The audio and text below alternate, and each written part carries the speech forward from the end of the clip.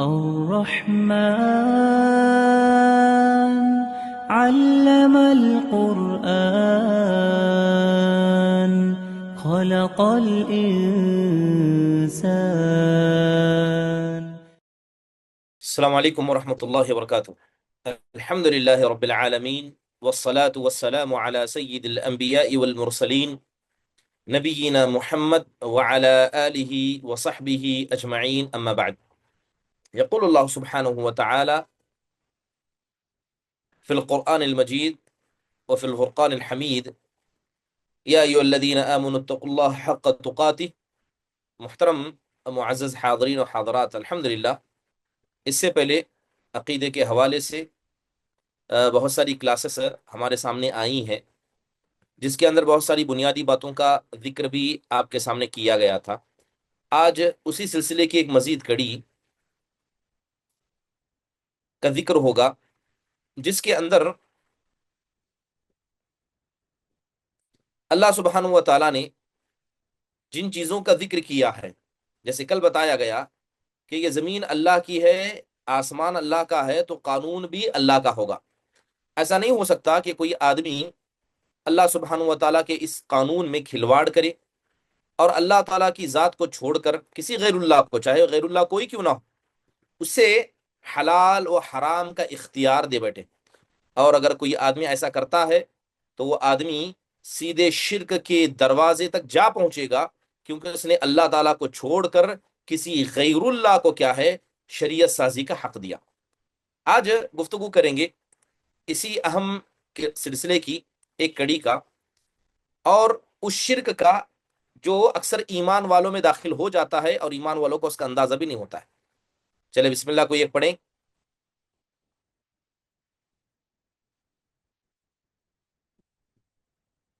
حسن بادشاہ شیخ. جی شیخ، السلام علیکم. وعلیکم السلام ورحمۃ اللہ وبرکاتہ. بسم اللہ. ایمان کا دعویٰ کرنے والوں میں سے بعض کی حقیقت. ارشاد الہی ہے، الم تر الی الذین یزعمون انہم آمنوا بما انزل الیک وما انزل من قبلک یریدون ان یتحاکموا الی الطاغوت وقد امروا ان یکفروا بہ ویرید الشیطان ان یضلہم ضلالا بعید. کیا آپ صلی اللہ علیہ وسلم نے ان لوگوں کو نہیں دیکھا جو دعویٰ تو یہ کرتے ہیں کہ جو کتاب آپ صلی اللہ علیہ وسلم پر نازل ہوئی اور جو کتابیں آپ صلی اللہ علیہ وسلم سے پہلے نازل ہوئیں ان سب پر ایمان رکھتے ہیں، مگر چاہتے ہیں کہ اپنا مقدمہ طاغوت کے پاس لے جا کر فیصلہ کرائیں، حالانکہ انہیں اس طاغوت کے ساتھ کفر کرنے کا حکم دیا گیا تھا اور شیطان انہیں بھٹکا کر راہ راست سے بہت دور لے جانا چاہتا ہے. نیز ٹھیک ہے، اچھی ارشاد. بات ہے، جزاک اللہ خیر. دیکھیے، جی ایمان کا دعویٰ کرنا اصل نہیں ہے، ٹھیک ہے. انسان بسا اوقات خیر کا دعویٰ کرتا ہے، بسا اوقات شر کا دعویٰ کرتا ہے. دوسرے الفاظ میں کہا جائے، بسا اوقات حق کا دعویٰ کرتا ہے، بسا اوقات باطل چیزوں کو وہ حق سمجھ کر اس کے حق ہونے کا دعویٰ کرتا ہے. اب دیکھیں کہ ایمان کے دعوے دار تو بہت سارے ہیں جو اپنے آپ کو ایمان والا کہتے ہیں، لیکن کون آدمی حقیقت میں ایمان پر ہے، اس کا فیصلہ قرآن کرتا ہے، اس کا فیصلہ حدیث رسول کرتی ہے، اس کا فیصلہ صحابہ کا طریقہ اور منہج کرتا ہے. یعنی جو قرآن کی اتباع میں ہے، حدیث رسول کو زندگی میں نافذ کیے ہوئے، منہج سلف کو سمجھ کر اسی کے مطابق دور حاضر کے گمراہ فکروں سے، نظریات سے بچ کر ہے، تو وہ یہ طے کرے گا کہ یہ آدمی حقیقت میں ایمان پر ہے یا گمراہی اس کے دل کے اندر ہے. تو ہر دعویٰ کرنے والا صحیح نہیں ہو سکتا. جیسے قرآن میں سورہ نساء کی آیت کریمہ آپ کے سامنے موجود ہے، اللہ تعالیٰ فرماتے ہیں، الم تر الی الذین یزعمون انہم آمنوا. اے نبی صلی اللہ علیہ وسلم، کیا آپ ان لوگوں کی طرف آپ نے نہیں دیکھا جو یہ دعویٰ کرتے ہیں کہ آپ پر جو کتاب اتاری گئی ہے وہ اس پر ایمان رکھتے ہیں، ٹھیک ہے. وما انزل من قبلک، اور آپ سے پہلے بھی جو کتابیں اتاری گئی ان پر بھی وہ ایمان رکھتے ہیں. یریدون ان یتحاکموا الی الطاغوت وقد امروا ان یکفروا بہ.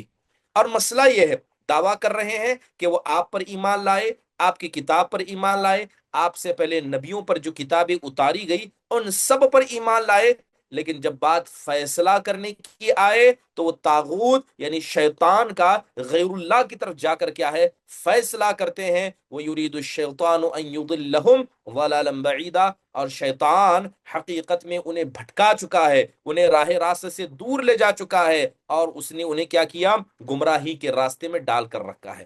تو آپ سمجھیں کہ ایمان کا دعویٰ کرنا، نبی پر ایمان کا دعویٰ کرنا، قرآن کو ماننے کا دعویٰ کرنا، یا یوں کہیے ما قبل نبوتوں کو ماننے کا دعویٰ کرنا، یہ کافی نہیں ہے، بلکہ انسان کی زندگی کا عمل یہ بتائے گا کہ وہ اپنے دعوے میں سچا ہے یا جھوٹا ہے. دوسری جگہ اللہ فرماتے ہیں وَإِذَا قِيلَ لَهُمْ تَعَالَوْا يَصُدُّونَ عَنْكَ صُدُودًا. اللہ کہتا ہے اے نبی صلی اللہ علیہ وسلم، جب ان سے کہا جاتا ہے کہ تم اللہ تبارک و تعالیٰ کی طرف آؤ اور اللہ نے جو اپنے رسول پر کتاب اتاری ہے اس کی طرف آؤ، تو آپ ان منافقین کو دیکھیں گے کہ یہ منہ پھیرتے ہیں. یہ کیا کرتے ہیں؟ آگے نہیں بڑھتے ہیں، یہ منہ پھیرتے ہیں، عمل کرنے سے رک جاتے ہیں. فَكَيْفَ إِذَا أَصَابَتْهُمْ مُصِيبَةٌ بِمَا قَدَّمَتْ أَيْدِيهِمْ. کیا حال ہوگا، کیسا منظر ہوگا، کیا معاملہ ہوگا جب ان کے اعمال کی بنیاد پر ہم ان کو عذاب میں گھیر لیں گے. تو اس دن کیا ہوگا؟ ثُمَّ جَاءُوكَ يَحْلِفُونَ بِاللَّهِ إِنْ أَرَدْنَا إِلَّا إِحْسَانًا وَتَوْفِيقًا. اور آپ دیکھیں گے کہ یہ لوگ آپ کے پاس آتے ہیں اور کیا کرتے ہیں؟ قسمیں کھاتے ہیں، جبکہ حقیقت میں ان کی قسمیں یہ سب جھوٹی ہیں، اور حقیقت میں وہ کہتے ہیں کہ ہم تو اچھائی چاہتے تھے. ان ارادنا الا احسانا، ہم تو نیک عمل کرنا چاہتے تھے اور ہم تو اچھا ارادہ رکھتے تھے. تو یقین جانیے منافقین کا یہ رویہ کہ زبان پر کچھ، کردار میں کچھ، حقیقت میں یہ منافق کی نشانی ہوتی ہے. ایک جگہ اللہ کہتا ہے وَإِذَا قِيلَ لَهُمْ لَا تُفْسِدُوا فِي الْأَرْضِ قَالُوا إِنَّمَا نَحْنُ مُصْلِحُونَ. جب ان منافقوں سے کہا جاتا کہ زمین میں فساد نہ مچاؤ تو کہتے ہم تو اصلاح کر رہے ہیں، ہم کہاں فساد مچا رہے ہیں. ایک جگہ اللہ نے فرمایا وَلَا تُفْسِدُوا فِي الْأَرْضِ بَعْدَ إِصْلَاحِهَا وَادْعُوهَا خَوْفًا وَطَمَعًا إِنَّ رَحْمَتَ اللَّهِ قَرِيبٌ مِّنَ الْمُحْسِنِينَ. اور زمین میں اس کی اصلاح کے بعد اس میں فساد نہ مچاؤ، اور تم اللہ تعالیٰ کو پکارو تو دل میں ڈر کر رکھو، اللہ تبارک و تعالیٰ کی رحمت کی امید اور اس کی لالچ کو دل میں رکھ کر اللہ سے مانگو، اس لیے کہ اللہ تبارک و تعالیٰ کی رحمت اللہ تعالیٰ کے دین کے مسئلے میں احسان کرنے والوں کے قریب ہوتی ہے. ایک جگہ اللہ نے کہا افحکم الجاہلیت یبغون ومن احسن من اللہ حکما لقوم یوقنون. کیا یہ لوگ زمانے جاہلیت کا قانون دوبارہ چاہتے ہیں، زندگی جینے کا طرز اور یہ نمونہ دوبارہ چاہتے ہیں؟ کیا یہ جاہلیت کے فیصلے کرنا چاہتے ہیں؟ جبکہ ایمان والوں کے نزدیک اللہ سے بہتر کوئی فیصلہ کرنے والا نہیں ہے. تو یہاں صاف یہ بات بتائی گئی کہ انسان کو اپنی خواہشات کو پھینکنا ہوگا، انسان کو اپنی خواہشات کو دبانا ہوگا، اور جیسے اللہ اس کے رسول نے فیصلہ کیا اس کے مطابق چلنا ہوگا. جیسے حدیث رسول ہے لا یؤمن احدکم حتی یکون ہواہ تبعا لما جئت به. آپ علیہ الصلوۃ والسلام نے کہتے ہیں کہ تم میں کا کوئی آدمی مکمل ایمان والا نہیں ہو سکتا یہاں تک کہ وہ اپنے تمام تر خواہشات کو شریعت اسلامیہ کے اتباع میں نہ لگا دے، اور اس شریعت کو جسے دے کر مجھے بھیجا گیا. امام نووی کہتے ہیں یہ حدیث صحیح ہے، اور اسے ہم نے کتاب الحج میں صحیح سند سے روایت کیا ہے. امام شعبی رحمہ اللہ کہتے ہیں کہ ایک منافق اور ایک یہودی کے درمیان جھگڑا ہو گیا. یہودی جانتا تھا کہ محمد صلی اللہ علیہ وسلم رشوت نہیں لیتے ہیں، اس لیے اس نے کہا کہ یہ معاملہ محمد صلی اللہ علیہ وسلم کی خدمت میں پیش کیا جائے. لیکن منافق نے کہا کہ نہیں، یہ معاملہ یہودیوں کے پاس لے جائے، کیونکہ وہ جانتا تھا کہ وہ غلط ہے، اور یہودیوں کے پاس جائے گا تو یہودی رشوت لے کر فیصلہ اس کے حق میں کر دیں گے. اور اس یہودی کو پتا تھا کہ اللہ کے نبی رشوت نہیں لیتے ہیں، کیونکہ میں حق پر ہوں تو فیصلہ میرے حق میں ہوگا. آخرکار دونوں اس بات پر راضی ہو گئے کہ بنو جہینہ کے ایک کاہن سے فیصلہ کرایا جائے، تو اللہ تبارک و تعالیٰ نے یہ آیت نازل کر دی اللہ نے کہا کہ یہ لوگ ایمان لانے کا دعویٰ تو کرتے ہیں، لیکن جب بات فیصلے کی آئے تو یہودیوں کی طرف، کاہنوں کی طرف ان کا رخ ہو جاتا ہے، اور حقیقت میں یہ اللہ کے رسول صلی اللہ علیہ وسلم سے فیصلہ کروانا نہیں چاہتے۔ تو یہاں پر بنیادی بات یہی سمجھنے کی ہے کہ جتنے بھی انسان ایمان کا دعویٰ کرتا ہے، ضروری ہے کہ وہ عمل کرے، عمل کو اپنی زندگی میں لائے۔ بس آپ کہیں گے کہ ہم توحید پرست ہیں، لیکن توحید کی نشانیاں آپ کی زندگی میں نظر نہیں آتی ہیں۔ آپ کہیں گے کہ ہم ایمان والے ہیں، ایمان کی نشانیاں آپ کی زندگی میں نہیں نظر آتی ہیں، تو ایسا ایمان جھوٹا ہوگا۔ قیامت کے دن اللہ تبارک و تعالیٰ کی رحمت کس پر اترے گی؟ کیا اس آدمی پر اترے گی جس کا عقیدہ صحیح ہے مگر عمل سے اس کا نام اعمال خالی ہے؟ کیا ایسا ہو سکتا ہے؟ یقین جانیے انسان عمل ہی کی بنیاد پر اللہ کی رضامندی کو پا سکتا ہے۔ ایسا ہو نہیں سکتا کہ آپ کہیں کہ میں ایمان والا ہوں، اللہ کا نام لے، اس کے رسول کا نام لے، ایمان لانے کا دعویٰ کریں، اور عمل کے مسئلے میں آپ کوتا ہو جائیں۔ یہ تو بات ایسی ہی ہو گئی جیسے یہودیوں کا دعویٰ تھا۔ یہودی کہا کرتے تھے نحن ابناء اللہ و احباہ، ہم اللہ کے پیارے ہیں، ہم اللہ کے بیٹے ہیں، ہم کو عمل کرنے کی ضرورت نہیں ہے، کیونکہ ہماری نسل اللہ کی نسل سے ملتی ہے، لہذا ہمیں عمل کی ضرورت نہیں، ہم تو کامیاب ہو گئے، بس ہم اللہ پر ایمان لائے کافی ہے۔ کیا بعض مسلمان اس طرح کا عمل نہیں کرتے؟ عمل میں کوتا، عمل سے خالی۔ اور بات جہاں تک خواہش پرستی کی گئی، جی ہاں، خواہش پرستی کو چھوڑنا یہ اسلام کے بنیادی احکام میں سے، بنیادی احکام میں سے، جیسے قرآن میں اللہ تعالیٰ نے کہا افرأیت من اتخذ الہہ ہوا، کیا آپ نے ایسے آدمی کو نہیں دیکھا جس نے اپنی خواہشات کو اپنا معبود بنا لیا؟ جیسے اس کی خواہش کرتی ویسے عمل کرتا تھا۔ اسے شادی کرنی ہے نہیں کرنی ہے، اسے زندگی میں آگے بڑھنا ہے نہیں بڑھنا ہے، اسے کوئی کام کرنا ہے یا نہیں کرنا ہے، کب سونا ہے کب اٹھنا ہے، کس کے ساتھ کیسا برتاؤ کرنا ہے، یہ ساری چیزیں وہ اپنی خواہش کی بنیاد پر طے کرتا ہے، جبکہ اسلام کے طرز عمل کی بنیاد پر نہیں طے کرتا ہے۔ تو کیا ایسا آدمی حقیقت میں ایمان والا ہو سکتا ہے؟ اسی لیے دیکھیں اسلام کے بنیادی اصولوں میں ایک اہم اصل یہ ہے کہ انسان اپنی خواہشات کو اللہ اس کے رسول کے لیے قربان کر دے۔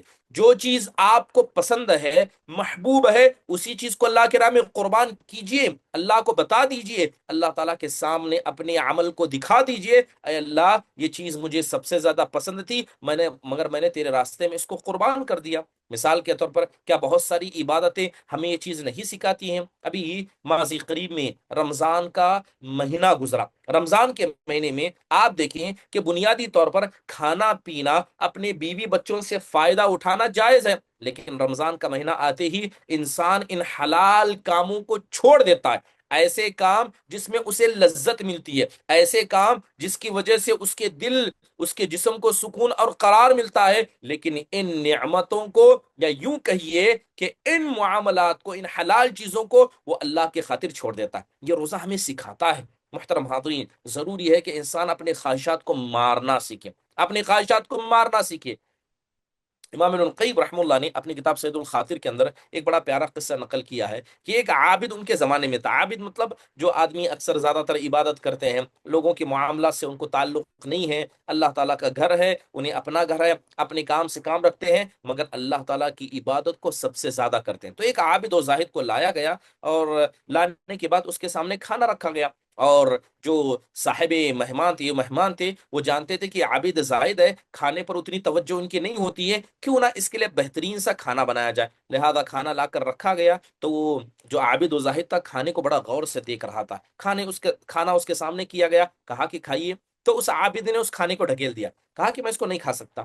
تو میزبان نے پوچھا کیوں نہیں کھا سکتے؟ تو کہنے لگی یہ کھانا مجھے بہت زیادہ پسند آ گیا، اس کی خوشبو اور اس کا جو دیکھنے کا منظر ہے یہ مجھے بہت زیادہ پسند آ گیا۔ تو کہا تب کھائیے، تو عابد کہتا ہے یہ مجھے پسند آ گیا، اسی لیے میں اس کو اللہ کی خاطر چھوڑ رہا ہوں، اگر یہ مجھے پسند نہ آتا تو میں اسے کھا لیتا، لہذا یہ کھانا مجھے پسند ہے اور اللہ چاہتا ہے کہ اپنے پسندیدہ چیزوں کو اللہ کے راہ میں دو، لہذا اس کھانے کو میں صرف اس لیے چھوڑتا ہوں۔ سبحان اللہ۔ حضرت عبداللہ بن عمر رضی اللہ عنہ کے بارے میں آتا ہے کہ ان کی ایک لونڈی تھی جس کا نام رمیثہ تھا، رمیثہ، اور یہ لونڈی بڑی اچھی تھی، یعنی حضرت عبداللہ بن زبیر اس سے بڑی محبت، حضرت عبداللہ بن عمر معذرت کے ساتھ بڑی محبت کرتے تھے، یعنی وہ بڑی عابد تھی، یعنی بڑی اللہ کی اطاعت کرنے والی، نمازوں کی پابند، اور اسی طرح ان کے جو آقا اور سردار حضرت عبداللہ بن عمر تھے ان کی بھی بڑی فرما بردار تھی۔ تو حضرت عبداللہ بن عمر نے اسی لونڈی کو آزاد کر دیا جس سے وہ بے پناہ محبت کرتے تھے اور ہمیشہ اس کی مدد کرنے کے لیے کوشاں رہتے تھے۔ تو ان کے گھر والوں نے پوچھا کہ اس لونڈی کی تعریفیں آپ کرتے تھے اور اس کو دعائیں دیا کرتے تھے، آپ نے آخرکار اس کو کیوں آزاد کیا؟ تو حضرت عبداللہ بن عمر نے کہا میں نے اس لیے اس کو آزاد کیا کہ میرے غلاموں میں سب سے زیادہ مجھے یہ پسند تھی، اور اللہ تبارک و تعالیٰ کی راہ میں اسی کو میں نے آزاد کر کے اس عبادت کو انجام دیا جس عبادت کو کہا جاتا ہے کہ انسان اپنی خواہش اور اپنا پسندیدہ چیزوں ہی کو اللہ کی راہ میں قربان کر دے۔ اور یہی وجہ ہے کہ آپ دیکھیں کہ سب سے زیادہ انسان کو، ایک مرد کو کیا پسند ہوتا ہے؟ اسے اپنے بیوی بچے پسند ہوتے ہیں، اسے اپنا مال پسند ہوتا ہے، اور عمومی طور پر کہا جائے تو ایک انسان کو سب سے زیادہ اپنی جان پسند ہوتی ہے، اور انہی تینوں چیزوں کو صحابہ نے اللہ کی راہ میں قربان کیا۔ صحابہ نے اپنی جانوں کو بھی اللہ کی راہ میں قربان کیا، صحابہ نے اپنے گھر والوں کو اللہ کی راہ میں چھوڑا، صحابہ اکرام نے اپنی مال و دولت کو اللہ کی راہ میں چھوڑا۔ انسان راحت سے، سکون سے ٹائم پاس کرنا پسند کرتا ہے، مگر وہ حضرت ابو ہریرہ رضی اللہ عنہ تھے جنہوں نے اپنے سارے وقت کو اللہ اس کے رسول کے لیے قربان کیا۔ اللہ کے نبی کے گھر کے باہر گرے رہتے تھے، لوٹتے تھے ایسے، اور انتظار کرتے کہیں ایسا نہ ہو کہ اللہ کے نبی گھر سے باہر نکلیں، کوئی حدیث بیان کرے اور وہ حدیث حضرت ابو ہریرہ نہ سن پائیں۔ یہ علم کی ایسی چاہت تھی کہ وہ گھر کے باہر اس طرح رہا کرتے تھے۔ یہ سارے اعمال کس لیے؟ یہ ساری قربانیاں ہیں، اور یہ دین نام قربانی کا ہے، اور قربانی کس کی؟ اس چیز کی جو چیز آپ کو سب سے زیادہ اللہ تعالیٰ کے راہ میں پسند ہے۔ اگر آپ اس کو کر پاتے ہیں تو یہاں پر جس چیز کا دعویٰ کیا گیا کہ ایمان لانا، اور ایمان کے ساتھ کیا انسان کا کفر کرنا، شرک کرنا، یا ایمان کے بعد جھوٹ بولنا، عمل نہ کرنا، اس سے آپ بچ جائیں گے۔ بنیادی طور پر جو آدمی اپنی خواہشات سے نہیں بچ سکتا وہ کبھی اللہ کا مکمل عبادت گزار بندہ نہیں بن سکتا، وہ جھوٹا ہوگا، اپنے ایمان میں جھوٹا ہوگا، اپنے اسلام میں جھوٹا ہوگا۔ تو بنیادی طور پر اپنی خواہشات کو مارنا اور اپنی پسندیدہ چیز کو اللہ کی خاطر چھوڑنا، یہ ایمان کے دعوے میں اسے مدد کرتی ہے، اور ایمان لانے میں کیا ہے؟ اس کا تعاون کرتی ہے۔ چلیے اس کے بعد اللہ تبارک و تعالیٰ کے اسماء اور صفات کا ذکر ہے۔ آپ اگر یوں سمجھیں اللہ تبارک و تعالیٰ کے اسماء و صفات کا ذکر کرے، قرآن میں اللہ کہتا ہے، پہلے کتاب میں پڑھ لیتے ہیں پھر کچھ بنیادی باتیں میں چاہوں گا کہ آپ لکھیں۔ اللہ کہتا ہے وَهُمْ يَكْفُرُونَ بِالرَّحْمَنِ قُلْ هُوَ رَبِّي لَا إِلَهَ إِلَّا هُوَ عَلَيْهِ تَوَكَّلْتُ وَإِلَيْهِ مَتَابِ۔ اللہ تعالیٰ کہتا ہے اور یہ لوگ رحمان کو نہیں جانتے، آپ صلی اللہ علیہ وسلم ان سے کہہ دیں کہ وہی رحمان میرا رب ہے، اس کے سوا کوئی معبود برحق نہیں، میرا اسی پر بھروسہ ہے اور وہی میرا پناہ گاہ ہے، اسی کی طرف مجھے لوٹ کر جانا ہے۔ حضرت علی رضی اللہ عنہ کا قول ہے کہ لوگوں کو وہی باتیں بتاؤ جنہیں وہ پہچان سکیں، جو باتیں ان کے فہم اور شعور سے بالا ہوں، وہ سنا کر کیا تم چاہتے ہو کہ اللہ اس کے رسول کو جھٹلا دے؟ اس لیے امام عبد الرزاق نے حضرت معمر سے ابن طاؤس اور پھر اس کے بعد طاؤس کے طریقے سے بیان کیا کہ حضرت ابن عباس رضی اللہ عنہ نے ایک شخص کو دیکھا جسے صفات الہی کے بارے میں ایک حدیث سن کر یوں کپ کپی آ گئی، گویا اسے یہ حدیث اچھی نہیں لگی اور انکار کر دیا۔ تو یہ منظر دیکھ کر حضرت ابن عباس رضی اللہ عنہ نے ان لوگوں کا ڈر عجیب ہے کہ اللہ کی محکم آیات کو سن کر ان پر رقت طاری ہو جاتی ہے اور متشابہ آیات کو سن کر نہ مان کر ہلاک ہو جاتے ہیں۔ اور جب قریش نے حضرت صلی اللہ علیہ وسلم سے رحمان کا ذکر سنا تو انہوں نے بھی انکار کیا تھا، کہا تھا کہ ہمیں نہیں پتا کہ رحمان کون ہے، وَهُمْ يَكْفُرُونَ بِالرحمن، وہ اللہ تبارک و تعالیٰ کی اس نام، اس صفت کا انکار کرتے تھے۔ اس لیے دیکھیں جب صلح حدیبیہ کا موقع تھا تو اللہ کے نبی علیہ الصلوۃ والسلام جب صلح کرنے کے لیے بیٹھے تھے تو آپ علیہ الصلوۃ والسلام نے کہا تھا اکتب بسم اللہ الرحمن الرحیم، کہ تم لکھو میں اس اللہ کے نام سے شروع کرتا ہوں جو رحمان بھی ہے رحیم بھی ہے۔ تو سہیل بن عمرو جو سامنے موجود تھے وہ کہنے لگے کہ ہم کو نہیں پتا کہ رحمان کون ہے۔ کہنے لگے کہ ہم کو نہیں پتا کہ رحمان کون ہے۔ نہیں آپ لکھیں بسم اللہ بسمک اللہم، جیسے ہمارے یہاں پہلے زمانے جاہلیت میں کہتے ہیں ویسا لکھیے کہ میں شروع کرتا ہوں اللہ کے نام سے، یہ رحمان اور رحیم ہمیں نہیں پتا ہے۔ تو یہود، خاص کر مشرکین مکہ کا مسئلہ ایسا تھا کہ یہ لوگ کیا کرتے تھے، شرک کرتے تھے، اللہ تعالیٰ کی الوہیت میں شرک کرتے اور اسماء و صفات میں شرک کرتے۔ اگر اسماء و صفات میں شرک کے حوالے سے میں بتاؤں کہ مشرکین مکہ کا شرک اسماء و صفات میں کیسا تھا، تو آپ دیکھیں کہ ان لوگوں نے کیا کیا، اللہ تبارک و تعالیٰ کے نام لیے، کیا کیا، اللہ تبارک و تعالیٰ کے نام لیے، اور اللہ کے ناموں کو لے کر انہوں نے معاملہ یہ کیا کہ اسے اپنے بتوں کے نام رکھ لیے۔ اللہ تعالیٰ کا نام لیا، اسے کاٹا، اسے پیٹا، اسے بدلا، اس کے اندر تغییر اور تبدیل کی، اور اپنے بتوں کے نام رکھ دیے۔ ان کے یہاں تین بڑے بت مشہور تھے، ایک لات، ایک منات، ایک عزا۔ لات، منات اور عزا، یہ تین بت حقیقت میں خواتین تھی، اور انہوں نے ان عورتوں کو اپنا معبود بنا لیا تھا، اور یہ تینوں نام حقیقت میں اللہ کے ناموں سے لیے گئے تھے۔ بات اگر عزا کی کہیں، اللہ تعالیٰ کا نام ہے العزیز، تو انہوں نے کیا کیا، اللہ کا نام العزیز لیا، اسے آگے سے، سامنے سے، پیچھے سے کم کر کے العزا اپنے بت کا نام رکھ دیا۔ اللات، اللہ جو تھا حقیقت میں یہ لفظ اللہ سے ہے، تو انہوں نے لفظ اللہ جو اللہ کے ناموں میں سے ہے اسے لیا اور اپنے بت کا نام بنا کر اللہ رکھ دیا۔ المنات، حقیقت میں یہ المنان جو اللہ کے ناموں میں سے ہے، انہوں نے اللہ کا نام المنان لیا اور اس کے اندر کمی بیشی، تغییر و تبدیل کر کے، تحریف کر کے کیا ہے، اپنے بتوں کا نام رکھا۔ اس لیے اللہ سبحانہ و تعالیٰ نے ان کے بارے میں کہا، ایک تو یہ مسئلہ تھا کہ یہ لوگ اس طرح شرک کرتے تھے، دوسرا شرک یہ تھا کہ ان لوگوں نے اللہ تعالیٰ کے فرشتوں کو بیٹیاں بنا دیا، ٹھیک ہے۔ اور یہ بڑا ان کا مسئلہ عجیب تھا مشرکین مکہ کا، کہ جب بات بیٹیوں کی آتی تو خود بیٹیوں کو نہیں پسند کرتے تھے۔ آپ نے زمانے جاہلیت کے قصے سنے ہوں گے، جس کے گھر میں بیٹی پیدا ہوتی، اللہ تعالیٰ نے قرآن میں صاف لکھا ہے کہ اس کا چہرہ کالا ہو جاتا تھا، وہ مارے شرمندگی کے اپنے گھر سے باہر نہیں نکلتا، اور دل ہی دل کے اندر ایک جنگ لڑتا کہ اس عار کو، جو بیٹی پیدا ہوئی ہے، اسے کیا کروں، اسے میں ذبح کر دوں، اسے مارا ہوں، اسے پھینک دوں، یا زمین میں زندہ درگور کر دوں۔ وہ آدمی اس طرح کا معاملہ کیا کرتا۔ لیکن جب بات اللہ کے فرشتوں کی آئی تو ان لوگوں نے کہا کہ اللہ کے فرشتے یہ اللہ کی بیٹیاں ہیں، خود بیٹیاں نہیں پسند، لیکن اللہ تعالیٰ کے فرشتوں کو اللہ کی بیٹیاں بنا دیا۔ تو یہ اسماء اور صفات میں ایک طرح کا مشرکین مکہ کا شرک تھا۔ چلیے، بات اگر اسماء و صفات کی آئی ہے تو کچھ بنیادی باتیں اسماء اور صفات کے حوالے سے ہر کسی کا جاننا ضروری ہے۔ چلیے، کچھ باتیں میں لکھانا چاہتا ہوں، اس میں آپ لکھیے، کاپی قلم نکال لیں آپ لوگ، کیونکہ یہ بات آپ جانتے ہیں کہ توحید کی تین قسمیں ہیں، ایک ہے توحید ربوبیت، ایک ہے توحید الوہیت، ایک ہے توحید اسماء اور صفات۔ بات اگر توحید اسماء اور صفات کی جائے تو اس کی تعریف تو آپ جانتے ہیں کہ توحید اسماء و صفات کسے کہتے ہیں، پھر بھی مختصر انداز سے اگر آپ کے سامنے وضاحت کروں تو توحید اسماء و صفات کی علماء نے تعریف کرتے ہوئے کہا کہ انسان اللہ تبارک و تعالیٰ کو انہی ناموں سے، انہی صفات سے پکارے، اور اللہ کے ناموں میں اور صفات میں اللہ کو اکیلا جانے۔ کن صفات میں؟ جس کا ذکر اللہ نے خود قرآن میں کیا ہے، یا اللہ کے نبی نے اللہ کے بارے میں بتایا ہے، چاہے وہ مثبت میں ہو یا منفی میں ہو۔ اللہ تعالیٰ ایسا کرتا ہے، اللہ تعالیٰ ایسا نہیں کرتا، تو مثبت اور منفی دونوں انداز سے، ٹھیک ہے۔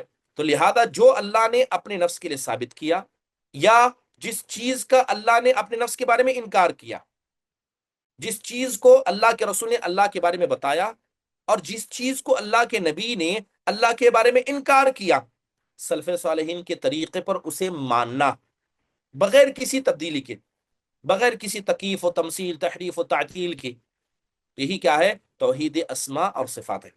اب آپ پوچھیں گے کہ یہ ایسے کون سے صفات ہیں جن صفات کے بارے میں ایسا بات کہی جا رہی ہے کہ اللہ تعالیٰ نے کچھ نام اپنے بارے میں منع کیے کہ اللہ تعالیٰ ایسا نہیں ہے؟ جی ہاں، بہت سارے ایسے صفات ہیں جس کو الصفات المنفیہ کہا جاتا ہے، جسے اللہ تبارک و تعالیٰ نے اپنے آپ سے بری قرار دے کہ اللہ تعالیٰ ایسا نہیں ہے، ٹھیک ہے۔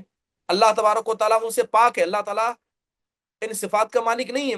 بہت سارے ایسے صفات قرآن حدیث کے اندر بیان کی گئے۔ اگر صرف بطور مثال میں آپ کے سامنے چند نقصی صفات کا، یعنی ایسے صفات ہے جس کے اندر عیب ہے، جس کے اندر نقص ہے، مثال کے طور پر اللہ وعدہ خلافی نہیں کرتا ہے، تو وعدہ خلافی اللہ کا نہ کرنا یہ اللہ کی منفی صفت ہے. جیسے قرآن میں اللہ تبارک و تعالیٰ نے کیا کہا؟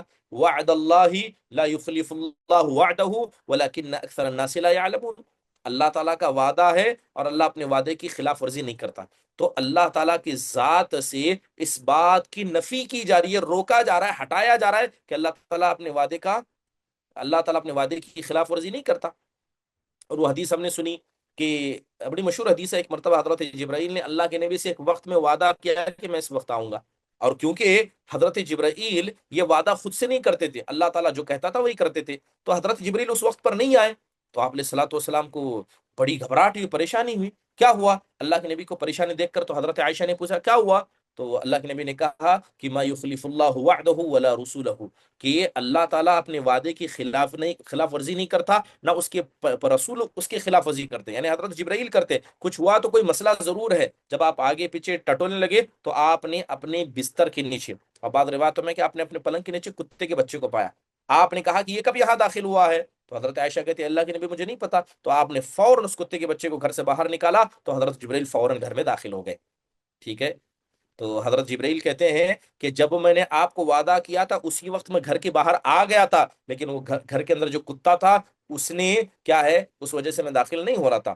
تب حضرت جبرائیل نے کہا انا لا ندخل بیتا فیہ کلب ولا صورہ، کہ ایسے گھر میں ہم داخل نہیں ہوتے جہاں پر کتے ہو یا جہاں پر تصویر ہو. تو آپ دیکھیں کہ اللہ تعالیٰ وعدہ خلافی نہیں کرتا ہے، اللہ تعالیٰ کی ذات سے اس کا انکار کیا گیا. دوسرا، اللہ کھاتا نہیں ہے، اللہ نہیں کھاتا ہے. تو کھانا یہ انسانوں کی صفت ہے اور نہ کھانا یہ اللہ کی منفی صفات میں سے. وَهُوَ يُطْعِمُ وَلَا يُطْعَمُ، وہ کھلاتا ہے، وہ خود کھاتا نہیں ہے. ٹھیک ہے. تو اس بات سے بھی اللہ تبارک و تعالیٰ کی ذات کی سے نفی کی جا رہی کہ اللہ کھاتا نہیں ہے. اس کے علاوہ اللہ تعالیٰ بندوں کے عمل کو برباد نہیں کرتا ہے. تو یہ ایسے اللہ کے صفات ہیں جن کا انکار کیا گیا کہ اللہ تبارک و تعالیٰ ان منفی یعنی برے صفات سے متصف نہیں ہے. یعنی اللہ تعالیٰ، جیسے قرآن میں اللہ نے کہا ان اللہ لا یضیع اجر المحسنین، کہ اللہ تعالیٰ احسان کرنے والوں کے اجر کو برباد نہیں کرتا، یہاں بھی انکار ہے. اس کے علاوہ جیسے اللہ تعالیٰ تھکتا نہیں ہے. ٹھیک ہے. جیسے یہود کا کہنا تھا کہ اللہ تعالیٰ تبارک و تعالیٰ نے جب 7 دن عمل کیا تو اللہ تعالیٰ ایک دن تھک گیا، تو جس دن اللہ نے آرام کیا ہم بھی آرام کرتے. نعوذ باللہ من ذالک. جبکہ سورہ قاف میں اللہ نے صاف کہا وَلَقَدْ خَلَقْنَا السَّمَاوَاتِ وَالْأَرْضَ وَمَا بَيْنَهُمَا فِي السِّتَّةِ أَيَّامٍ وَمَا مَسَّنَا مِن لُغُوبٍ، کہ ہم نے ساتوں آسمان اور زمین کو اور اس کے درمیان جتنی چیزیں ہیں سب کو 6 دن میں پیدا کیا اور ہم کو کوئی تھکان نہیں ہوئی. ٹھیک ہے. اللہ کو کوئی تھکان نہیں ہوئی ہے. اس کے علاوہ ایک اور صفت جس کا اللہ تعالیٰ کی ذات سے انکار کیا جاتا ہے، نفی کی جاتی ہے، جیسے اللہ تعالیٰ تبارک و تعالیٰ سے آسمان و زمین کے اندر کوئی چیز چھپی ہوئی نہیں ہے. ان اللہ لا یخفی علیہ شیء فی الارض ولا فی السماء، کہ اللہ تبارک و تعالیٰ سے نہ زمین میں نہ آسمان میں کہیں پر کوئی چیز چھپی ہوئی نہیں ہے، ہر چیز کو اللہ جانتا ہے. ٹھیک ہے. یہ کچھ ایسے صفات ہیں. اللہ تبارک و تعالیٰ کو نہ نیند آتی ہے نہ اسے اونگ آتی ہے. اللہ لا الہ الا هو الحی القیوم لا تأخذہ سینۃ ولا نوم. تو انکار ہے، اللہ کو نیند نہیں آتی، اللہ کو اونگ نہیں آتی، اللہ بندوں پر ظلم نہیں کرتا. اس کے علاوہ تمہارا رب کانا نہیں ہے. حدیثوں کے اندر ذکر ہے، اللہ کے نبی نے کہا کہ دجال کی ایک آنکھ خراب ہوگی، وہ اپنے آپ کو خدا ہونے کا دعویٰ کرے گا. یاد رکھنا تمہارا رب کانا نہیں ہے، یعنی تمہارے رب کی آنکھ خراب نہیں ہے. اس کا بھی ذکر ہے. اللہ تعالیٰ فقیر نہیں ہے، اللہ تعالیٰ غنی ہے، بے نیاز ہے، اس کا ذکر ہے. اس کا بھی انکار ہے. اللہ کو موت نہیں آتی ہے. وَتَوَكَّلْ عَلَى الْحَيِّ الَّذِي لَا يَمُوتُ، آپ اس زندی ذات پر بھروسہ کیجئے جو کبھی مرتی نہیں ہے. ٹھیک ہے. اللہ تعالیٰ کبھی بھولتا نہیں ہے. وَمَا كَانَ رَبُّكَ نَسِيًّا. ٹھیک ہے. تو کتنی ایسے صفات ہیں جن کا انکار کیا جاتا ہے. جب قرآن میں اللہ تعالیٰ نے انکار کیا ہے تو ہم کو بھی اس کا انکار کرنا پڑے گا. ہم بھی کہیں گے کہ اللہ تبارک و تعالیٰ کو کوئی چیز عاجز نہیں کر سکتی. ہم بھی کہیں گے کہ اللہ تبارک و تعالیٰ کو موت نہیں آتی ہے، اللہ بھولتا نہیں ہے، اللہ تھکتا نہیں ہے.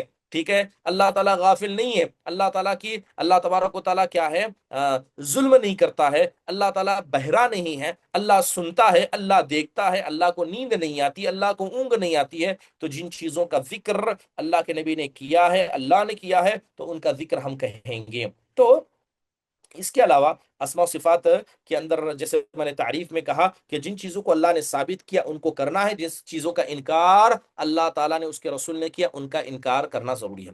محترم حاضرین، اگر کوئی آدمی اس توحید پر ایمان لاتا ہے تو بہت سارے فائدے ہوتے ہیں، خاص کر اسماء اور صفات کے اوپر ایمان لانا یہ بڑی عظیم عبادتوں میں سے ہے، اس کو سمجھنا ضروری ہے۔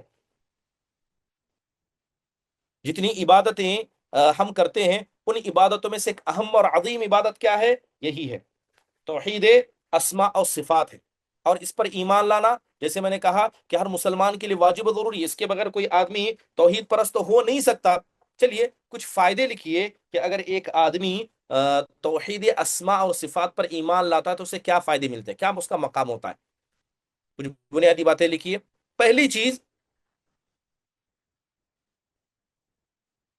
پہلا فائدہ جو نصیب ہوتا ہے توحید اسماء اور صفات پر ایمان لانے کا، کہ وہ آدمی ایسے علم کو حاصل کرتا ہے، توحید اسماء اور صفات پر ایمان لانے کے فائدے، اس میں پہلا فائدہ کہ وہ آدمی ایسا علم حاصل کرتا ہے جو سب سے اشرف ہے، سب سے بلند علم ہے۔ اب اس روئے زمین میں اگر آپ سے پوچھا جائے کہ سب سے اشرف علم کون سا ہے، ایسا علم بتائیے جس کا مقام سب سے بڑا ہے، اس علم سے افضل کوئی دوسرا علم ہے ہی نہیں، تو وہ علم کون سا ہے؟ اسماء و صفات کا۔ کیوں اسماء و صفات کا علم سب سے اشرف ہے؟ کیونکہ جس ذات کے بارے میں آپ یہ علم حاصل کر رہے ہیں، جب وہی ذات حق ہے، وہی ذات ہماری خالق ہے، ہماری مالک ہے، ہماری مدبر و متصرف ہے، اب اس ذات کے بارے میں جو علم حاصل کرے گا سب سے بہترین، سب سے اشرف علم ہوگا۔ ٹھیک ہے، تو اللہ تبارک و تعالیٰ کی اسماء اور صفات کا علم رکھنا یہ اس روئے زمین کا سب سے اشرف، سب سے بلند مقام کا علم ہے، پہلی بات۔ دوسری بات،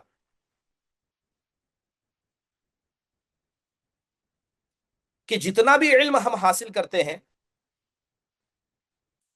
سارے علم کی اصل اسماء و صفات کا علم ہے۔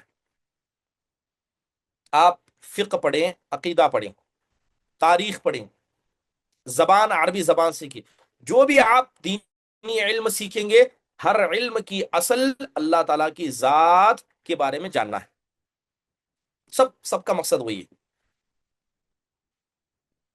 کیونکہ جب تک ایک آدمی اللہ کو نہیں جانتا، اللہ کو نہیں پہچانتا، کیا وہ اللہ تعالیٰ کے لیے عبادت کر سکتا ہے؟ کیا اس کا عقیدہ صحیح ہو سکتا ہے؟ کیا اس کی نماز صحیح ہو سکتی ہے؟ ہر عبادت میں اللہ کی پہچان موجود ہے۔ جب وہی اللہ کی پہچان آپ حاصل کریں گے تو ساری عبادتوں کی اصل یہ عبادت بن جائے گی۔ تیسرا اہم فائدہ اللہ تبارک و تعالیٰ کے اسماء اور صفات کا علم رکھنا، یہ اللہ کی ذات کو پہچاننے کا واحد ذریعہ ہے۔ اللہ کو ہم کیسے پہچانیں گے؟ یقیناً اس کے ناموں کے ذریعے، اس کے صفات کے ذریعے ہی اللہ کو ہم پہچانیں گے۔ نہ اللہ کو ہم دیکھ سکتے ہیں اور نہ اللہ تبارک و تعالیٰ سے گفتگو کر سکتے ہیں کہ اللہ سے ہم پوچھ لیں، بلکہ جو قرآن کے اندر ہمیں بتایا گیا، جن ناموں کا ذکر ہے، جن صفات کا ذکر ہے، ان ناموں کو آپ پڑھیں گے، اس کے معنی پر آپ غور کریں گے، اللہ تعالیٰ کی ذات کی پہچان آپ کو ہو جائے گی۔ تو لہذا اس لیے عز بن عبدالسلام رحمہ اللہ کہا کرتے تھے کہ اللہ تبارک و تعالیٰ کے ناموں کے معانی کو جاننا، اس کا سب سے بڑا فائدہ یہ ہوتا ہے کہ انسان کے دل میں اللہ کا ڈر پیدا ہو جاتا ہے، وہ اللہ سے امید لگا کر بیٹھ جاتا ہے، وہ اللہ سے محبت کرتا ہے اور اللہ ہی پر توکل کرتا ہے۔ یہ اللہ تبارک و تعالیٰ کے اسماء و صفات پر ایمان لانے کا فائدہ ہے۔ اس لیے آپ دیکھیں کہ جتنے رسولوں نے دعوت کی تو دعوت کی اصل دو چیزیں تھیں، دو اصل عظیم تھے۔ سب سے پہلا یہ تھا کہ آپ کو راستہ پتا ہو کہ اللہ کی عبادت کرنے کا راستہ کیا ہے، ٹھیک ہے، راستہ پتا ہو، اور دوسری بات کہ آپ اللہ کی عبادت کو حقیقی طور پر کریں۔ انبیاء آئے، انہوں نے راستہ بتایا، اور حقیقت یہ تھی کہ اللہ کی پہچان کی جائے، اللہ کی معرفت کی جائے، تبھی جا کر انسان کے اندر اخلاص پیدا ہوگا۔ تو لہذا یہ دو اصلیں، اس اصول، اس طریقے پر چلنا اور اپنے اندر اخلاص اور تقوی کو پیدا کرنا۔ ایک اہم چوتھا فائدہ اللہ تعالیٰ کے اسماء و صفات کو جاننے کا، کہ اس کی وجہ سے ایمان بڑھتا ہے انسان کا، اس کے ایمان میں اضافہ ہوتا ہے۔ انسان گناہ کر رہا ہے، اسے پتہ چل جائے کہ اللہ تبارک و تعالیٰ کی پکڑ بڑی سخت ہے، اب وہ جاتا ہے قرآن میں پڑھتا ہے کہ اللہ تعالیٰ نے کیسے کیسے لوگوں کو پکڑا ہے۔ کچھ لوگ چھپ کر عمل کرتے تھے، کچھ لوگ لوگوں کے سامنے گناہ کرتے تھے، کچھ تو ایسے تھے جن کے جسموں کو اللہ نے پہاڑ کے جیسا بڑا بنایا تھا، ان سے سخت مخلوق دنیا میں موجود نہیں تھی، پہاڑوں کو ہاتھوں سے تراش کر اس پہاڑ کے اندر گھر بناتے تھے، لیکن اللہ تعالیٰ سے نہیں ڈرے تو اللہ نے ایسی قوموں کو بھی کیا ہے، نمونہ بنا دیا، اللہ نے ان کو ہلاک و برباد کر دیا۔ تو انسان کے دل میں ڈر آ جاتا ہے کہ میں تو کچھ نہیں ہوں، نہ جسم میں ان کے جیسا، نہ کاریگری میں ان کے جیسا، اور اللہ کا عذاب جب ان کو نہیں چھوڑا ہے تو اللہ کا عذاب سے میں بھی دور نہیں ہوں۔ انسان کے دل میں اللہ تعالیٰ کا ڈر پیدا ہو جاتا ہے۔ یہ ساری چیزیں کیسی ہوتی ہیں؟ انسان کے دل میں اسماء و صفات ہونی چاہیے، اللہ کے نام، اس کی صفات کا ذکر ہونا چاہیے۔ اور ایک فائدہ، پانچواں فائدہ، اللہ سبحانہ و تعالیٰ کے اسماء اور صفات کو جاننے کا، کہ جو آدمی اللہ کے ان ناموں کو پڑھتا ہے جن کا ذکر آیا، 99 ناموں کا ذکر آیا، حالانکہ اللہ تعالیٰ کے نام اس سے بھی زیادہ ہیں، بے شمار نام ہیں، لیکن جو نام ہم کو قرآن و حدیث کے ذریعے بتائے گئے وہ 99 سے زیادہ ہے۔ لیکن حدیث کے اندر اللہ کے نبی نے کیا کہا کہ ان للہ 99 اسما، کہ بے شک اللہ تبارک و تعالیٰ کے 99 نام ہیں، للہ 99 اسما 100 الا واحدہ۔ آپ نے کہا کہ اللہ تعالیٰ کے 99 نام ہیں، لا يحفظها احد الا دخل الجنہ۔ اللہ کے نبی کہتے ہیں کہ جو آدمی ان کو یاد کرے گا وہ جنت میں ضرور داخل ہوگا۔ اب کیا صرف یاد کرنا ہے؟ نہیں، ایک تو پہلے ان ناموں کو یاد کرنا ہے، اس کا معنی سمجھنا ہے، اس کے تقاضوں پر عمل کرنا ہے، اور ان ناموں کے تقاضے کو اپنی زندگی میں نافذ کرنا ہے۔ جو آدمی ایسا کر لے گا انشاءاللہ تعالیٰ ضرور بضرور وہ آدمی جنت میں چلا جائے گا۔ تو یہ اللہ سبحانہ و تعالیٰ کے نام، اس کے اسماء اور اس کے صفات پر ایمان لانے کا ایک اہم فائدہ ہے۔ انشاءاللہ تعالیٰ آئندہ آنے والی مجلس میں آپ کے سامنے بتاؤں گا کہ جو اللہ تبارک و تعالیٰ کے اسماء و صفات ہیں، اس کی تفصیل کو جاننا ہمارے پاس کیوں ضروری ہے۔ آج اللہ تبارک و تعالیٰ کے ناموں کے بارے میں بے شمار گمراہیاں ہمارے یہاں پائی جاتی ہیں۔ اگر آپ بس اپنی مسجدوں میں جائیں، یا جو قرآن ہمارے پاس آتا ہے 13 لائن کا قرآن، سعودی والا قرآن نہیں، عام جو ہندوستان کے اندر قرآن موجود ہے، آپ اس کو کھول کر دیکھیے۔ جب آپ کھولیں گے تو ایک طرف آپ اس کے اندر اللہ کے 99 نام پائیں گے، تو دوسرے طرف جناب محمد الرسول اللہ صلی اللہ علیہ وسلم کے 99 نام پائیں گے۔ تو گویا یہ دو چیزوں کو، یعنی اللہ تعالیٰ کی ذات کو اور اس کے بندے اور اس کے رسول محمد صلی اللہ علیہ وسلم کو، دونوں کے 99 نام بتائے گئے کہ اللہ کے نبی کے نام 99 تھے، کہاں سے انہوں نے لائے۔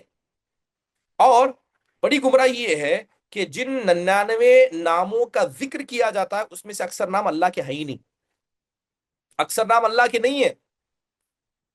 اب بس اٹھا کر کسی بریلوی مکتب فکر کے آدمی نے اللہ کے نام بنا کر اس میں چھاپ دیا، اب ہر ایرا غیرہ کیا کرتا ہے، ان ناموں کو لیتا ہے، اللہ تعالیٰ کا نام رکھ دیتا ہے۔ اگر بس میں آپ کے سامنے کچھ ناموں کا ذکر کروں جو حقیقت میں نام اللہ تعالیٰ کے نہیں ہیں، پھر بھی لوگ انہیں کیا سمجھتے ہیں، یہ اللہ تعالیٰ کے نام ہیں، تو آپ کو سمجھ میں آئے گا کہ ہمارے یہاں اللہ سبحانہ و تعالیٰ کے ناموں کے مسئلے میں کتنی بیرا روی ہے، کتنی بیرا روی ہے، اتنی بیرا روی کہ لوگوں کو اللہ تعالیٰ کے نام تک نہیں پتا، نہیں معلوم کیا صحیح نام ہے کیا غلط نام ہے۔ بس کیا ہے، جہاں سے دیکھا پتا چلا کہ اللہ کا نام ہے، مان لیا اور اس پر عمل کرنا شروع کر دیا، جبکہ ایسی چیزیں کیا ہے، انسان کو ہلاکت و بربادی کی طرف لے جاتی ہیں۔ تصور کیجئے کہ ایک نام اللہ کا نہیں ہے، پھر بھی آپ کہہ رہے ہیں کہ نام اللہ کا ہے، یہ نام اللہ کا ہے، تو آپ کو نہیں لگتا کہیں نہ کہیں یہ اللہ تعالیٰ پر جھوٹ باندھنا ہے؟ اور جو آدمی اللہ پر جھوٹ باندھے گا وہ ٹھکانہ اپنا جہنم بنا لے گا۔ چلے کچھ نام ایسے ذکر کر دیتا ہوں جو اللہ کے نہیں ہے، لیکن پھر بھی لوگ کیا سمجھتے ہیں کہ نام اللہ کے ہیں۔ ہو سکے تو لکھ لیجئے اور آپ کو سمجھ میں آئے گا کہ اللہ تبارک و تعالیٰ کی یہ جو اسماء صفات کا مسئلہ کتنا ضروری ہے۔ ایک نام آتا الباقی، یہ اللہ کا نام نہیں، یہ اللہ کے صفات میں ہے۔ لوگ رکھتے ہیں عبد الباقی، اللہ کا نام ہے ہی نہیں۔ المعید، عبد المعید لوگ رکھتے ہیں، یہ بھی اللہ کا نام نہیں ہے۔ الماجد، الواجد، یہ دونوں نام اللہ کے نہیں۔ عبد الماجد رکھیے، کوئی عبد الواجد رکھیے، نہیں، الخافض ہے، الرافع ہے، المعبود ہے، المقصود ہے، الرشید ہے۔ عبد الرشید تو اتنے لوگوں کا نام ہے، سبحان اللہ۔ عبد الجلیل، جلیل یہ بھی اللہ کے ناموں میں سے نہیں ہے۔ اس کے علاوہ المحسی، عبد المحسی لوگ رکھتے ہیں، یہ بھی اللہ کا نام نہیں ہے۔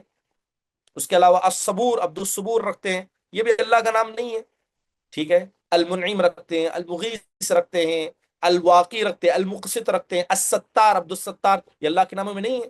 تو ایسے کتنے نام ہیں جو ان قرآن کے پیچھے لکھے ہوئے ہیں اور یہ سارے وہاں پر موجود ہیں، جبکہ یہ نام سب اللہ کی نہیں ہے۔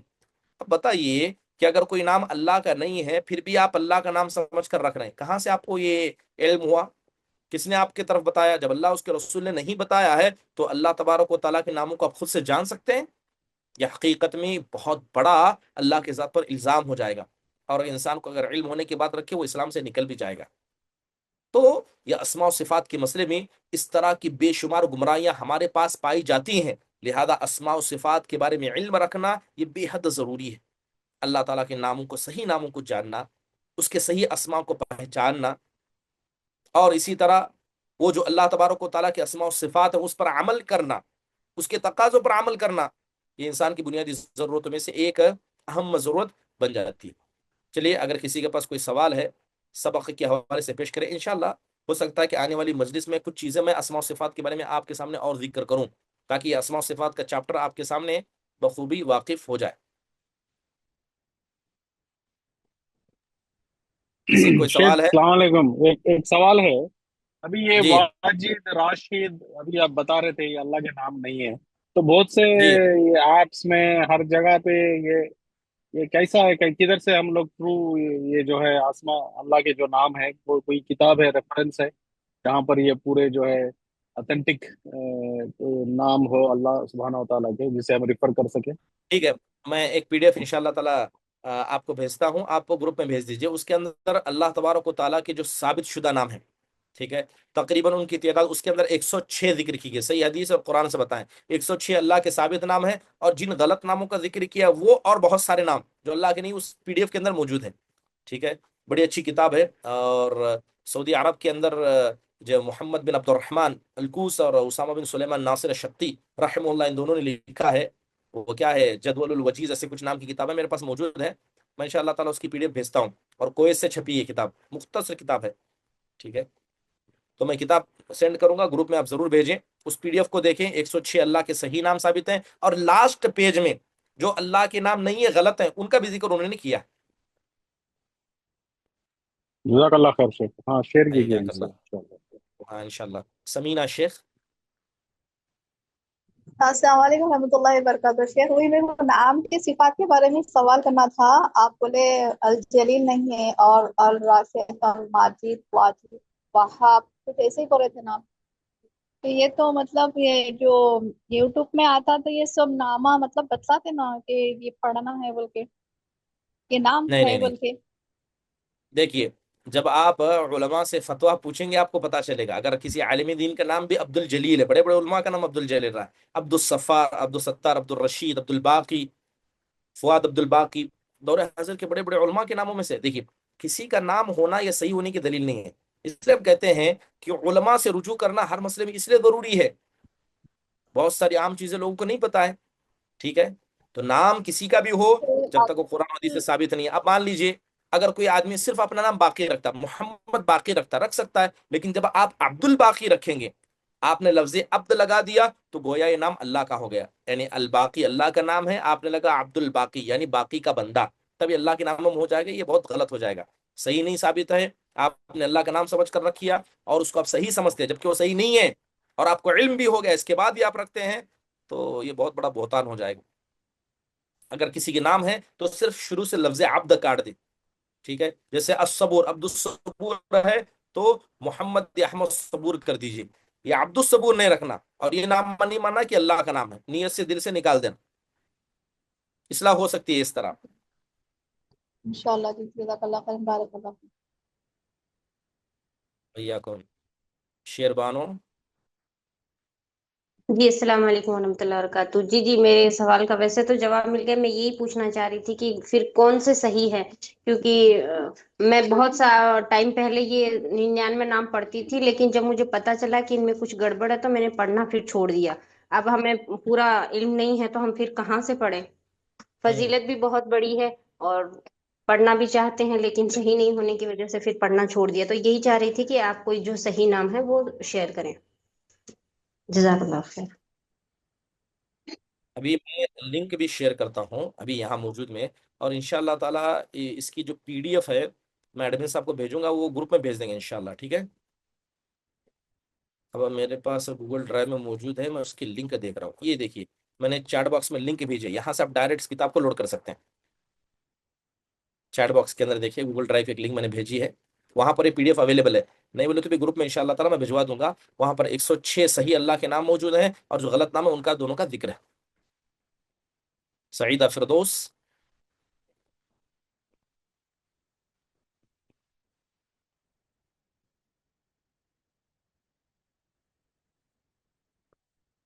السلام علیکم ورحمۃ اللہ وبرکاتہ. شیخ السلام ورحمۃ اللہ وبرکاتہ. شیخ پہلے لوگ بہت سارے بچوں کے نام عبد المحسی، عبد المعیز، عبد الباری یہ سارے چیزیں رکھ دیے رہتے نا شیخ. تو اب ان کو آدھا نام عبد ہٹا دیں گے تو سارے جو پیپرز ہوتے ہیں ان میں سے ہٹانا مشکل ہو جاتا نا شیخ. صحیح بات ہے، مشکل تو ہوگی، لیکن فاتقوا اللہ ما استطعتم. جو چیز غلط ہے وہ غلط ہے، کاغذات میں ہونے کی وجہ سے صحیح نہیں ہوتی. انسان کو کوشش کرنا. ٹھیک ہے. اور قرآن غلطی ہوئی ہے. میں جو شروع میں ہم پیج کھولتے ہیں نا شیخ، تو شروع میں 99 100 نیمس اللہ تعالیٰ کے بول کے آتے ہیں اس میں. تو ہم اس وہی میں تو سے اصل کیسے مسئلہ ہے، گڑبڑی ہے. کہ وہی اصلی تو کون اصل صحیح گڑبڑی ہے. غلط وہی تو کیسے اصل ہے؟ گڑبڑی ہے کہ لوگوں نے اس میں کوئی آتھینٹیکیشن ہے ہی نہیں، کیا نام صحیح کیا غلط ہے. اور اکثر وہ قرآن ایسے مکاتب سے چھپے جو علماء نہیں ہوتے ہیں.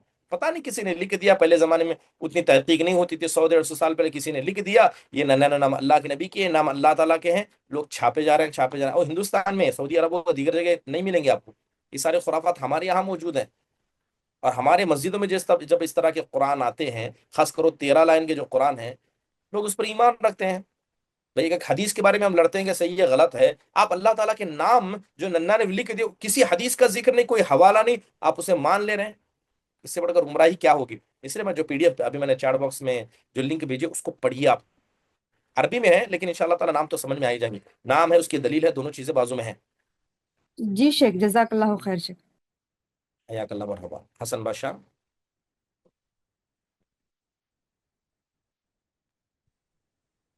جی شیخ پوچھنا تھا کہ اللہ کے حقیقی نام کیا ہے، اور اسی طرح نبی صلی اللہ علیہ وسلم کے ناموں میں بھی کچھ غلط ہیں کیا قرآن میں؟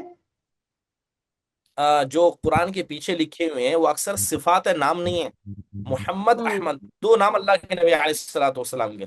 باقی جتنے ہیں اکثر اللہ کے نبی کی صفات ہیں. ایک ہوتی ہے صفت، ایک ہوتی ہے نام. ٹھیک ہے. ہوں نام رکھا جاتا ہے، صفت انسان کی صلاحیت، انسان کی قابلیت ہوتی ہے. اب ہر قابلیت نام نہیں ہوتی ہے، لیکن لوگوں نے نبی صلی اللہ علیہ وسلم کی تعریف میں اور اللہ کے نبی کے مقام کو اتنا بڑھا دیا کہ اللہ کے 99 نام ہے تو اللہ کے نبی کے 99 نام ہے. سبحان اللہ. اور یہ اکثر شیعہ حضرات کا تصور ہے. یہ غلط ہے تو پھر قرآن میں کیوں موجود ہے یہ؟ اب قرآن کے اندر کہاں؟ یہ قرآن کے باہر ورقے میں کسی نے لکھ دیے. یہی تو مسئلہ ہے. اب ایک بار دیکھیے پرنٹنگ پریس کن کی ہے، آپ کو پتا ہاں چلے ہاں گا. یہ بریلوی مسلک لوگوں کی پرنٹنگ پریس ہے. وہ لوگ حدیث کو سیدھے سے نہیں جانتے ہیں، تو اللہ تعالیٰ کے نام جو عقیدے کا ایک بڑا اہم باب، وہ کہاں سے ان کو معلوم ہوگا؟ کسی نے لکھ دیا، سب چھاپے چھاپی چل رہے. تو شیخ ابھی تک میں وہ سب کچھ بحث کر لی تھی، روزانہ میں پڑھ رہی تھی، تو کوئی گناہ مل رہا ہوگا؟ نہیں، علم نہیں تھا، کوئی بات نہیں تھی.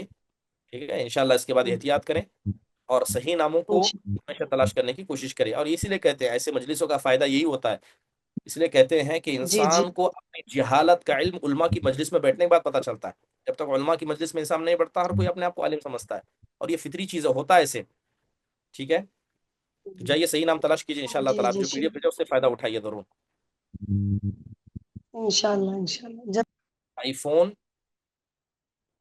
صحیح نام رکھتے تو زیادہ بہتر ہوتا السلام الحمدللہ. علیکم ورحمۃ اللہ وبرکاتہ. شیخ وعلیکم السلام ورحمۃ اللہ وبرکاتہ. جی شیخ لڑکوں کے نام کیسا رکھنا چاہیے شیخ؟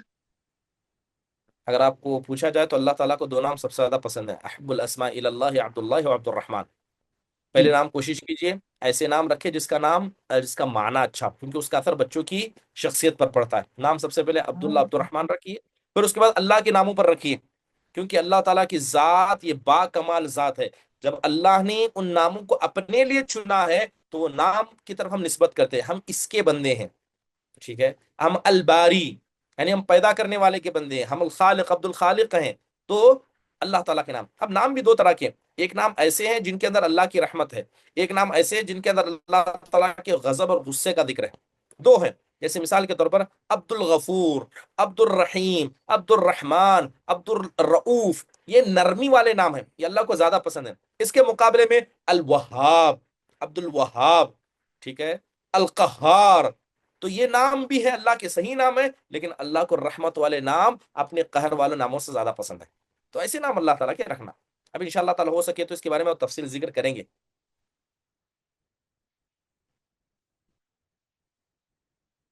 کچھ سوالات.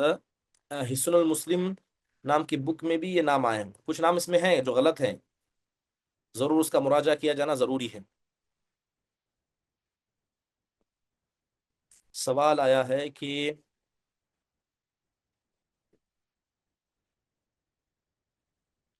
فجر کے لیے اٹھنے میں دیری ہو گئی تھی، اب بس 3 منٹ باقی ہے تو کیا پڑھیں گے؟ ظاہری بات ہے آپ فرض پڑھیں گے. ٹھیک ہے، پہلے فرض کو آپ پڑھیں گے. نفل اگر پڑھنے چلا جائیں وقت چلا جائے گا تو پہلے آپ فرض پڑھیں گے، اگر وقت باقی رہتا تو نفل پڑھیں گے، ورنہ وہ سنت مؤکدہ پڑھیں گے، ورنہ اسے چھوڑ دیں گے.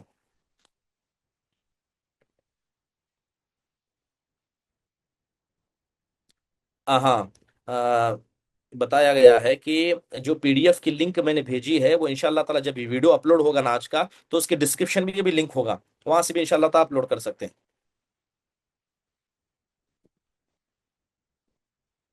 چلیے ٹھیک ہے، اچھی بات ہے. شاید اور کوئی سوالات نہیں ہیں. انشاءاللہ تعالی اس مجلس کو ہم یہیں ختم کرتے ہیں. آئندہ ہفتے جو ہے انشاءاللہ فقہ کی کلاس ہوگی. وقت کی پابندی کریں، وقت پر آئیں. اور پھر میں دوبارہ دہرا رہا ہوں کہ بس سننے کی نیت سے نہ بیٹھیں، سنیں اور پوائنٹس کو نوٹ کریں. بہت سے لوگ شکایت کر رہے ہیں کہ میں تیز بولتا ہوں. جی ہاں، میں فطرتاً تیز بولتا ہوں، کیونکہ بہت ساری باتیں تھوڑے وقت میں کور ہو جاتی ہیں. تھوڑا آپ مجھ پر بھی صبر کریں. اور الحمدللہ ویڈیو کی لنک اویلیبل ہوتی ہے تو آپ اس سے سلو میں سن کر بھی لکھ سکتے ہیں انشاءاللہ تعالی. ٹھیک ہے، جزاک اللہ خیر، احسن اللہ علیکم. ختم مجلس کی دعا پڑھیے. سبحانک اللہم و بحمدک، اشہد ان لا الہ الا انت، استغفرک و اتوب الیک. السلام علیکم ورحمۃ اللہ وبرکاتہ.